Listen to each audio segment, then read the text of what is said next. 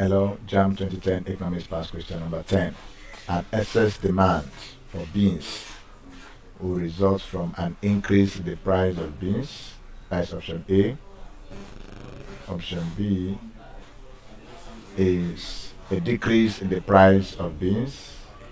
Option C, an increase in the price in the supply of beans. Option D, a decrease in the supply of beans.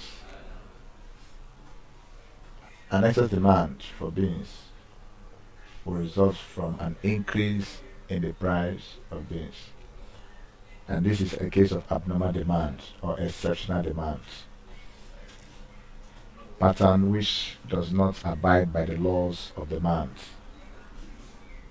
So, in this case, our option, the right option or suitable option is option A, an increase in the price of beans. Thank you, and please subscribe for more questions.